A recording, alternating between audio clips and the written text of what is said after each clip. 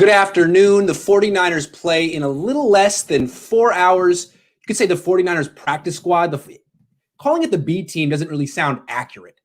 See, the Niners practice squad is a 7-point underdog to the Packers tonight, and the Niners just made a bunch of roster moves, and that's what I'm here to talk to you about real quick before I drive down to Santa Clara.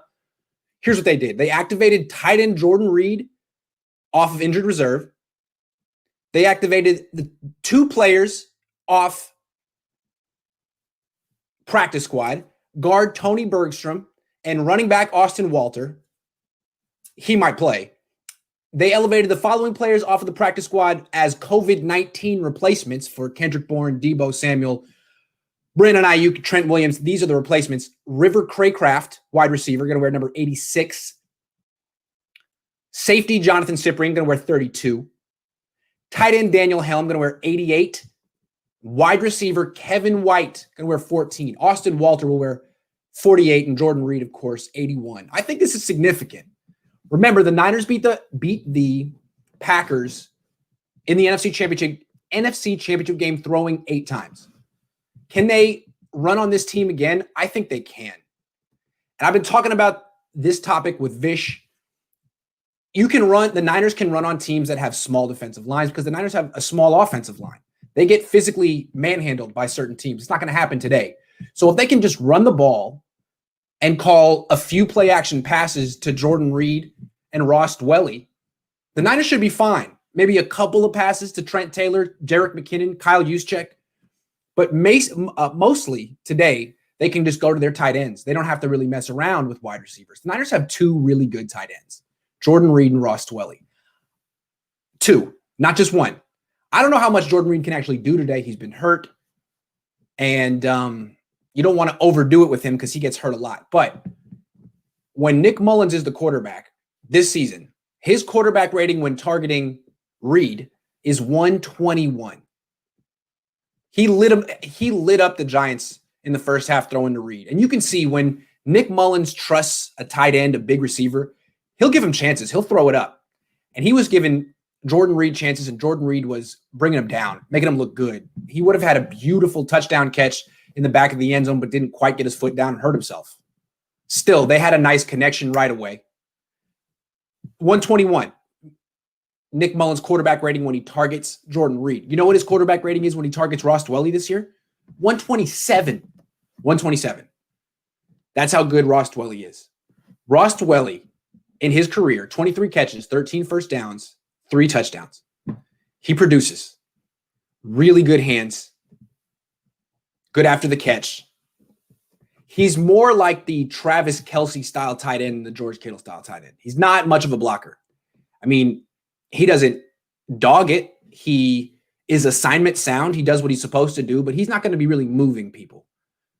He'll try hard. He'll give good effort. But as a receiver, as a route runner, he's really big. He has terrific hands. He can make difficult catches. He can get open in tight spaces. He's a red zone threat. He's a security blanket. He gets open. He can make plays after the catch. He's like a poor man's Travis Kelce. That's who the Niners have along with Jordan Reed. That's enough. I don't see how of course I see how the Packers can win this game, but I think the Niners should definitely compete, and I'm picking the Niners to win. I still feel like the Niners can be able to run the ball. Let's talk about Austin Walter. He's looked good in the past. They had him last year in training camp. He was in preseason. You've seen him before. I'd like to see him in this game. Compliment JaMycal Hasty because I'm not that into Jerick McKinnon as a runner. He's basically a slot receiver. Jerick McKinnon might be the Niners' number 1 receiver in this game, wide receiver. Play him at wide receiver. But as a running back, he doesn't have much acceleration right now. He doesn't have much explosion. He runs hard, but he just isn't getting much velocity behind when he gets to the line of scrimmage. So I'd like to see JaMycal Hasty and Austin Walter, 2 practice squad guys. I bet they'll be great. Those 2. And then at wide receiver, what are they really going to do? We'll find out in a couple hours who's active, if it's Richie James, Kevin White, River Craycraft. But Trent Taylor's having a rough year. Not as rough when Nick Mullins is the quarterback. Mullins' quarterback rating is 85 when targeting Trent Taylor. So Trent Taylor will play. If Richie James is healthy, he'll play. And I think Richie James will be even more important because, Trent Taylor's kind of like a check down security blanket. They have that in Jordan Reed and Ross Dwelley. What they need is the gadget play guy, the end around, jet sweep, screen, returner, running back / wide receiver. That's Richie James. So if he plays, the Niners can kind of stick to the game plan. I mean, obviously, going into last night, Kyle Shanahan had a game plan that featured Brandon Ayuk heavily, and now that Ayuk can't play, they can't just slot Richie James Jr. into that role and call the same game. You can't do that. But some of the same things you can call with Richie James Jr.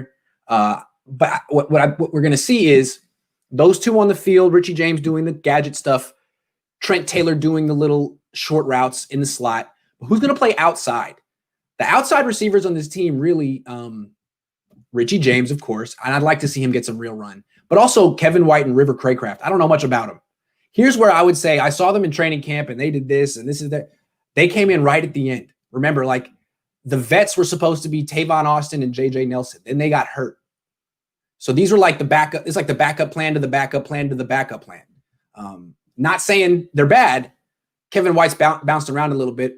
The few reps I saw from Kevin White in training camp, he looked good. I mean, he's bigger than the other wide receivers. He's fast. He has big hands. We'll see what he does in a real game. But I would expect, I don't know, they're going to have to play some of these wide receivers. You can't play Trent Taylor every snap. Richie James Jr. is coming off an injury. It seems like Kevin White has to play or River Craycraft. So I'm going to go through the list again if you missed it when I first got in. These are the guys that have been called up. Jordan Reed's been activated off injured reserve.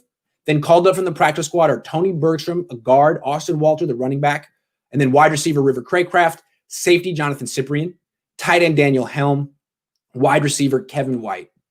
There's more. Hold on. The following player has been signed to the team's practice squad. Defensive lineman Josiah Cohn. Couldn't tell you the first thing about him. The following players have been placed on injured reserve list. Jimmy Garoppolo and George Kittle. The following player has been released from the team's practice squad. Chris Fink. Yeah, that's a bad day for Chris Fink. Everyone gets called up and you get fired. How'd you get fired on your day off? How'd you get fired when everyone else got promoted? That's rough. Jeez. Chris Fink, we hardly knew you. So, yeah, I mean, I still think the Niners are going to win this game. I picked them to win it. I don't think going from Jimmy Garoppolo to Nick Mullins is a step down. Oh, snap. What we got? Well, thank you, Vigrant. I appreciate you. Really do. I'll be back on at 4:15 with Chrissy, Crystal Score, Nick Newman, Tony Farmer, and Maverick Palak, and we're going to have a special pregame All 49ers roundtable. But until then, I'm about to go down to Santa Clara real quick. I can answer a couple of questions, but I really think that before we get into I'll lay this out in the roundtable later. But why I'm picking the Niners to win this game, they should be able to run the ball. The reason they ran the ball so well against the Packers last year was partially because of Raheem Mostert, but it was also because that defensive line can't do much against the Niners offensive line. The Niners offensive line is kind of small. You can push them around. That's what the Eagles did. Packers won't do that. The Packers have a good defensive tackle, Kenny Clark. He's big. But their DNs are Dean Lowry and someone Kiki, who are both about 290 pounds. High cut, lean. Niners going to run the ball. Even if the Packers put 8 in the box, the Niners should be able to block it up and get big runs. As long as the Niners going to win this game, as long as they run the ball in the first play. If Kyle Shanahan comes out, drop back pass on the first play, like he did against the Eagles, it's over. I'm saying the Niners shouldn't have to do any drop back passing in this game at all. Maybe on a few third downs if Nick Mullins is playing well. But really, you can win with running, RPOs, and play action. The defense should have to account for the threat of the run on every play. Take some shots. You got to expect that the Packers are going to come and try to hurt Nick Mullins, hit him hard, blitz him early, and see what he's got. Because the last time he was on national TV, prime time, he melted down. So they're going to bring the pressure on him early. If you go back and watch the film of him against the Seahawks last week, the Seahawks brought the pressure on him early. They're not dumb. They saw what happened. They were blitzing him hard, and he was making throws while taking hits. That deep throw, he hit Kittle down the left sideline.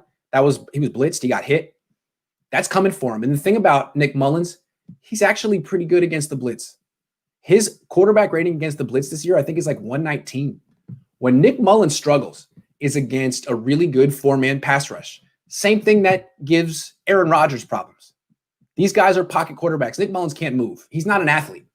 When he gets into a situation where he has to move around, he really does look like a middle school kid. But when he's in the pocket and he's throwing it in rhythm and he doesn't have to worry about interior pressure or four-man pressure, he can just dice up a blitz because he knows where all the hot routes are. He knows he's prepared. He looks good. You know, he looked good dicing up the Seahawks blitz. He made them back off. If he goes against a really good four-man pass rush like next week against the Saints, Cameron Jordan, Marcus Davenport, they don't have to blitz. That's a tough one. Now, if he can step up in the pocket, he'll be fine. But he doesn't have the athleticism to scramble around, buy time, or make really tough throws off his back foot. He needs to step into it throws, and he does a great job of that. And I think he can do that today. I think they're not going to be able to run for 150 or 200, and he'll be able to step into his play action throws, and he'll have big pockets because the Packers have one big pass rusher, Zadarius Smith, but after him, nothing much. And the Niners have Justin School, baby, and Mike McGlinchey. That's bad, gotta say. Because last time Justin School played Zadarius Smith, Justin School didn't make it through the whole game. Seems like you didn't have coffee today. Here you go. Love your show regardless. Sorry, I don't have my normal energy today. Sorry, guys. I'm just getting into the spirit of things. All right. So no wide receivers, no problem. I'd like to see what Kyle Shanahan can do because honestly, I think they have enough talent. But what Shanahan's problem is right before I leave, you make the game plan earlier in the week or even last week, planning ahead. Bourne and Ayuk drop out the day before the game, test positive the day before the game, Bourne 2 days before the game. How much can you really change your game plan? How much new stuff can you put in there when you don't even get a chance to walk through it with your team? This could be an ugly game. This could be a lot of like running up simple run plays and simple the kind of vanilla scheme you see in preseason. Maybe it'll work though. Who's to say it won't? Who's to say it won't? All right, I got to drive down to Santa Clara, go through security, set up, but I'll be back 4:15 pregame show. We're going to break it all down. See you then.